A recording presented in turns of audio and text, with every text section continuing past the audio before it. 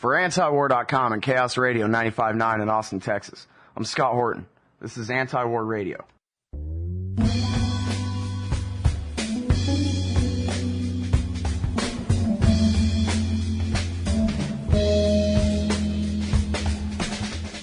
It's Frida Berrigan.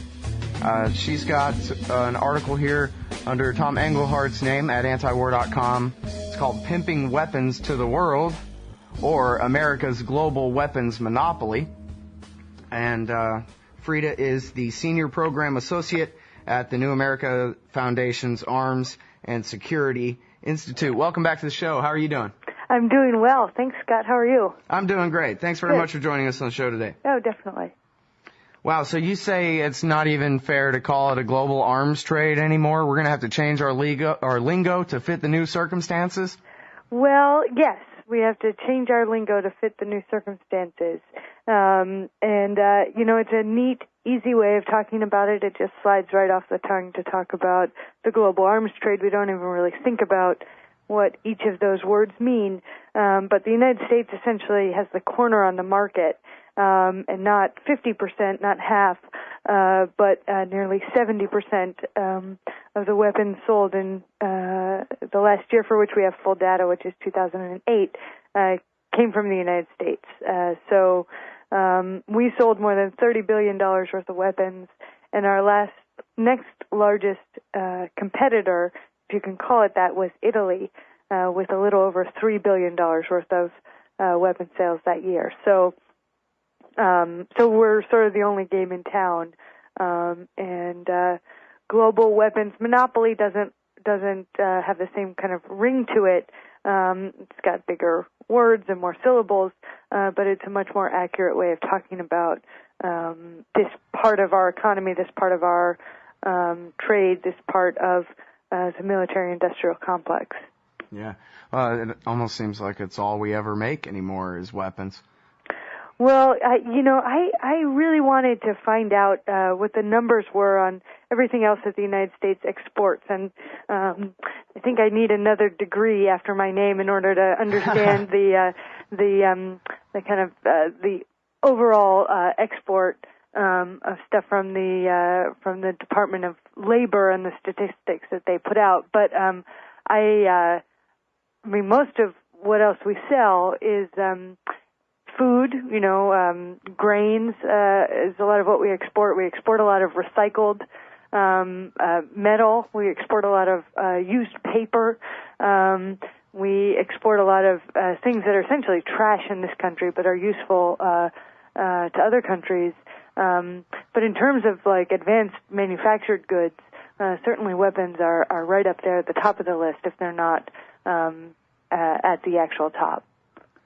Well, it's sort of part of that unipolar world, such as it was for 20 years or so there, right? Where basically, without the Soviet Union, there's just our side. And at least as far as anybody else who's independent from us, like Russia or China, who still maintain their independence in many ways, they're far below what the military would call a near-peer competitor. We are the only game in town, so we're only selling all these arms to all our friends, right? And there's no danger of a lot of people being killed with them, except by our army when we use them, right? Right, or when they, turn against us and use them against the United States. We're no longer in competition with the Soviet Union, and China is not, as you said, not up to near-peer rival status. So in a sense, we compete with ourselves, and we sell, we sell more and more advanced technology, and we create more and more advanced technology because, for example, we've sold F-16 fighter planes all over the world. Dozens of countries fly Lockheed Martin's F-16 fighter plane, and then a rationale develops back here on Capitol Hill and at the Pentagon. Oh, well, all these other countries have F-16 fighter planes. We need something more sophisticated. We need something more cutting edge. Yeah. We need the Joint Strike Fighter. We need the F-22 Raptor. We wouldn't need that plane if we hadn't sold F-16s to all these other countries. And so that rationale works for a while, and then the military-industrial complex wants to sell even those systems abroad. So there's a push that I write about in the piece. There's a push now to export the F-22 to Australia and to Japan, and then, you know, if that ends up happening, other countries will clamor for it as well. So we compete with ourselves, and then we'll need F-55s. That's right, F-200s. Yeah. And no one really wins in this competition except for, you know, Lockheed Martin and a few members of Congress, you know, and that's about it. You know, there's a great article about Lockheed Martin called, it's by Richard Cummings, and it's called Lockheed Stock and Two Smoking Barrels. It was published on Playboy.com. Have you ever read that? That is a really good article. I did read that. And for those with virgin eyes and ears, you can go and read it at corpwatch.org as well. And in this article, he talks about how, I just love the way he portrays this too. He says, so Lockheed tried to make this plane, I forget what it's called, but it was supposed to compete with the DC-10 and regular commercial airliners back in the 1970s. And I think they sold a few to Delta, but then that was it. Nobody wanted the plane, and it was a big bust. So they just lost tons of money, billions that they had invested in developing this plane that nobody wanted. They couldn't sell to anyone. And so they decided, you know what, forget the market. We just need to sell the Pentagon. That's it. We'll just make weapons. And then they had another meeting that said, well, geez, you know, it's hard to guess what kind of weapons the Pentagon's going to want. And we could still lose out to our competitors if we're researching and developing for fighting in Eastern Europe, and yet the next war is going to be in the Middle East. So maybe we need to just create the foreign policy and control exactly what the foreign policy of America will be, and that way we'll know which kind of weapons to make. And it was simply just a business decision. You can picture all these bald, old, fat Republicans sitting around a table at the board meeting at this big oak table just deciding, kind of shrugging, okay, so let's create the committee to expand NATO up to Russia's border all throughout Central Asia, and we'll call it a policy. And it's really just about selling F-16s and F-22s. That's right, and you can see that same dynamic in the Committee for the Liberation of Iraq, which was formed in the lead-up to Bush's invasion in early 2003, right. Which also was peopled by many Lockheed Martin alumni and former CEOs and all of that. So, Bruce Jackson. That's right, exactly, Bruce Jackson. So, this creation of foreign policy to line the pockets of stockholders and to make big payouts for CEOs is pretty endemic and essentially doesn't really get all that much attention. I'm sure thousands of people read that article in Playboy, but it's not, something that rose to the level of water cooler talk or is the kind of thing that we're all talking about all the time. And yet it is a major push as the United States goes out into the world. This is what we lead with. We lead with the weapons manufactured by Boeing and Lockheed and Northrop Grumman and a handful of other companies. Mm-hmm. Yeah, I think he shows in that article, Cummings does, that the Iraq War was basically, at least the very beginning, the shock and awe campaign, such as it was and all that, was basically just like a Lockheed promotional video come true with all the different planes and all the different ground-based missiles and air-based missiles and all the radars and all the thing. It was basically just like Lockheed had set it up. Lockheed's War, it has a nicer ring than Operation New Dawn, huh? Well, that ring's really nice. I guess it's not trespassing anymore if you call it New Dawn. Well, now here's something, though.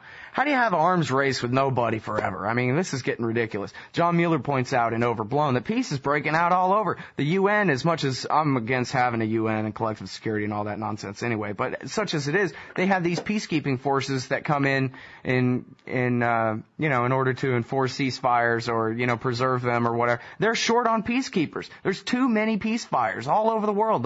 Virtually the only wars going on are ones fought by America. And everywhere else, certainly there's no NearPeer Competitor. Look at who we're fighting. A bunch of people in their own country, citizens, basically, civilians in their own lands. So I'm watching TV the other day, and they have all about laser weapons, on the Discovery Channel, on one of those, and the Science Channel maybe. And they have all these computer animations of America fighting wars in space with laser beams against, I guess, some other major power with space military like ours or something. And yet, who do they imagine they're going to be fighting? Again, the Russians and the Chinese and the Europeans combined couldn't take us on in space. I mean, this is, I don't know. Seems like they'll just keep cashing checks no matter what, and they'll just shoot at rocks up there or old space junk or. Right. Well, Nigeria has a space program, so they might emerge as our new space rival. They're an oil-rich country, and they're putting satellites in space, so we better watch out. I mean, I think for so long, or for half a century, the United States sort of oriented itself against the Soviet Union and against a nation that was more or less on the level with the United States, and we were locked in this sort of long kind of embrace, militarized embrace, and I think the last 20 years without that, have been rocky and uncomfortable for the military-industrial complex, even as military budgets have essentially continued to rise, with only a slight dip early in the Clinton years, as we sort of stabbed around for a new mission for this enormous military might that we had. And so you can remember a whole series of rationales for our military power. We were going to be the world's policeman. We were going to sort of help out, extend a helping hand in any sort of small conflict. We were going to be the world's democracy promoter. We were going to fight the war on drugs. And then, September 11th was sort of like a gift in a way, in the sense that now all of a sudden we have a new rival, but instead of being a nation state that we can kind of understand and kind of set ourselves up against in some sort of parity, we have no idea, we have no concept of how big it is. It's everywhere, it's nowhere, and so it requires a whole new military, a whole new sort of way of countering it. And it's not quite the same as that sort of old polarity and parity, but it certainly is paying dividends in the sense of rising military budgets and new technologies that the United States is developing to fight this enemy that will never be defeated and will never be obliterated, and can just move from country to country. And so it's almost as though any nation could now be our rival, because whether we have a beef with their government or not, if they're harboring terrorist cells, or there's small groups of people in that country, well then all bets are off. So Yemen was kind of the latest on the list, but the list is kind of endless. But Boeing and Lockheed Martin and other corporations are kind of worried about this. They're not sure that this is going to last forever. And so, every once in a while, we kind of poke a stick at China and make sure that they're still, that they're still a military power, and that they're still sort of have animosity towards the United States. And even though we're financially and economically very intertwined, and in fact the United States is very dependent on China economically, we're going to sell $6 billion worth of weapons to Taiwan in a move that does very little except serve to antagonize China. I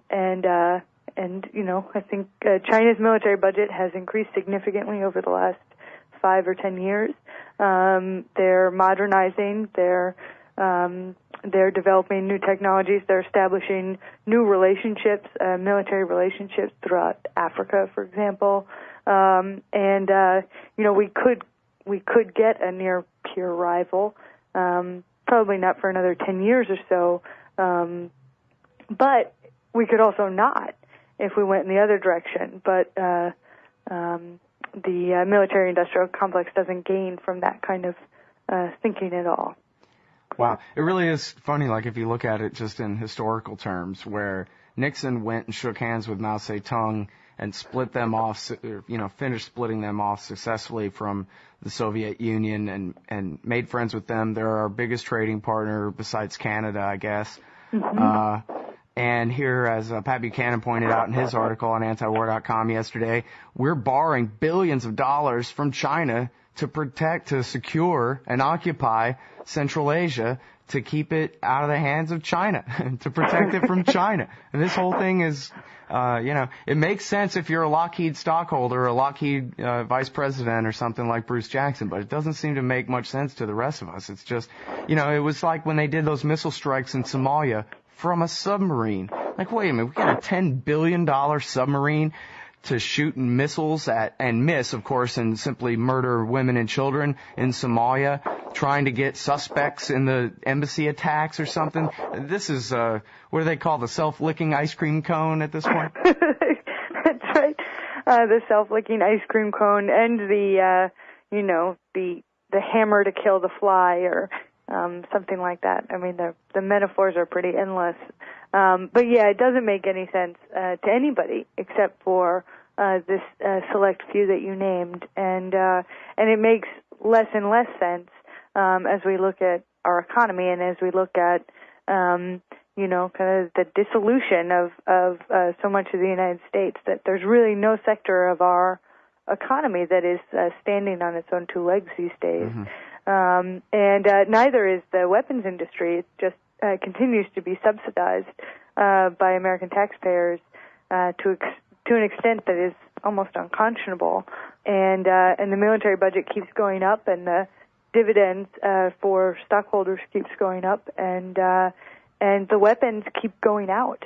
And it seems like a nice, neat, closed circle that makes no sense, and yet makes a lot of money. Well, and so much of the population, as you point out, the military-industrial complex has got its tentacles in everything. And so many people are dependent on it. In fact, that guy that suicide bombed the IRS building in Austin last week, that was one of his complaints, was that the crass, uncaring national government had closed down some military bases in Southern California, and they just didn't care about the consequences for the poor people there. Never mind that those military bases are a huge net loss to everyone. If that money's coming in, I don't know, from the taxpayers of New York and New Jersey, and it's landing in California, they see it as a benefit, and when the base closes, they lose. But here, they've been losing to pay for those bases. The people of California pay for the ones in Arkansas or whatever.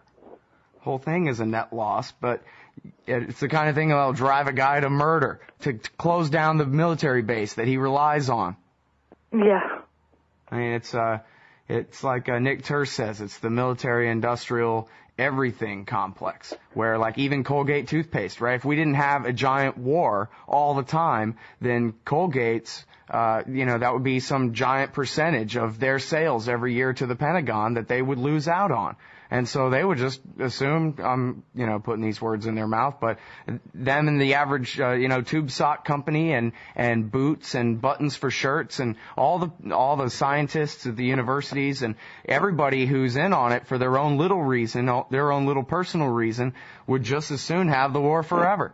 It's really almost all of us when you come down to it. Or hell, if I didn't have an empire to fight, what would I do for a living? Well, but, if we were at peace, we'd still need tube socks and toothpaste.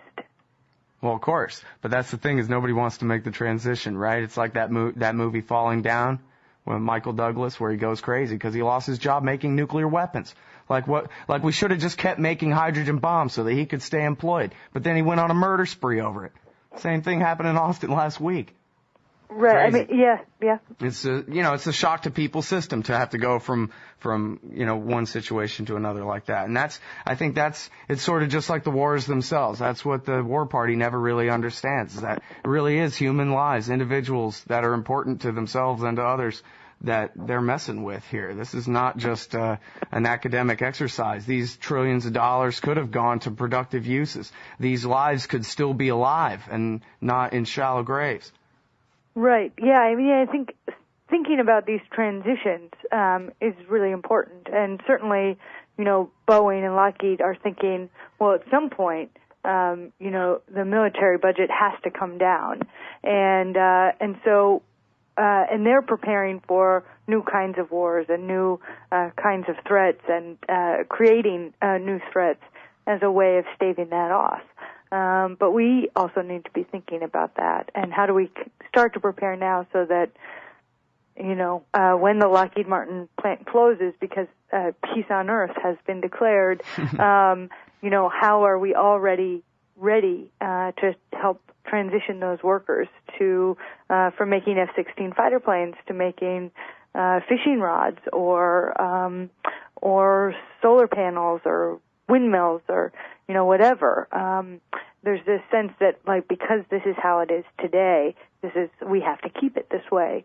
And certainly there are forces that are keeping it that way. But I think this also is an opportunity for us to think really creatively and systemically, so that we can say, you do deserve to have a job. And wouldn't it be better if you weren't making F-16 fighter planes? Wouldn't you like your job a little bit better if you were doing something else? And you can get paid just as well. Let's do this together. Yeah, sounds right to me. Again, it's funny, when everybody talks plain common sense about how things could be, it sounds so wild and far off from the way things are now, I mean, there's nothing utopian or grandiose about what you just said. All you said was, hey, let's just be normal people in a normal place and live normal lives instead of this craziness. And yet it almost makes you sound like the fringe person. This money could be spent on something other than bombs all the time, huh? We could actually make advancements in things other than tracking systems for explosives, Yeah.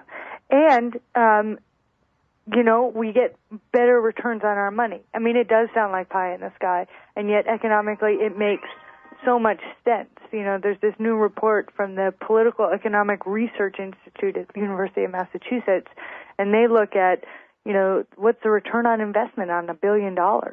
And you put that money into the military, and you create 11,000 jobs.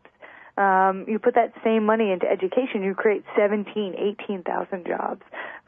So it's not just about, hey, the military is bad and we shouldn't put money in it. It's like we can make almost twice as many jobs and meet the needs of the next generation if we take that money out of the military and invest it in young people, invest it in literacy, and invest it in schools. You start talking about this stuff in some circles, and you sound like a crazy person. And yet, the thing that's crazy is to build a whole economy on perpetual war and the killing of people. That's insane. And yet, that's what our country's been doing for way too long. Yeah. Well, I remember, I think maybe the first time that I interviewed you, it was about the rods from God and laser weapons and all this stuff in outer space. And back to that TV show I saw on the Discovery Channel the other day. This is all just perfectly normal, right? We must weaponize space. We must have all these neat lasers. And never mind the fact that we have no interplanetary enemies at all. I mean, what are they doing? That we know about. But it seems so normal on the Discovery Channel. Look at this neat laser that you bought. Yep. Just perfectly, that Frida Berrigan, she's got a real chip on her shoulder. She's against weaponizing space. But meanwhile, who do we have to shoot at? Nobody. I don't know. Yeah. Rods from God, too. I like that the military calls themselves God when they drop inanimate carbon rods on people. And by the way, does that weapon system work? Have they completed that? Do you know? No, that's on, it's on somebody's computer somewhere. It's some polymer model in some lobby of some weapons manufacturer. I mean, it's not. Well, we're working on it. I saw where they have the laser reflector is now on these little pistons, and it can change the focus, in milliseconds to adjust for fluctuations in the atmosphere. So they will be able to cook you from space here in no time, just like that movie, The Real Genius kind of thing, only from a satellite. So we should all be looking forward to that too. They can cook you from space, but people are getting their gas and electric turned off around this country and unable to cook meals for themselves and unable to afford groceries and all of that. So, there's some real crazy stuff going on here, Scott. All right, well, at least we'll be safe when Mars attacks. That's right. All right, everybody, that's Frida Berrigan. Thanks very much for your time on the show today. Take care, Scott. Everybody, you can find Frida's most recent article that's on antiwar.com. Under Tom Englehart's name. You know how he does with the introductions at the top. So anyway, it's Pimping Weapons to the World, or America's Global Weapons Monopoly. And Frida Berrigan, you can find her at the New America Foundation, where she is the Senior Program Associate of their Arms and Security Initiative.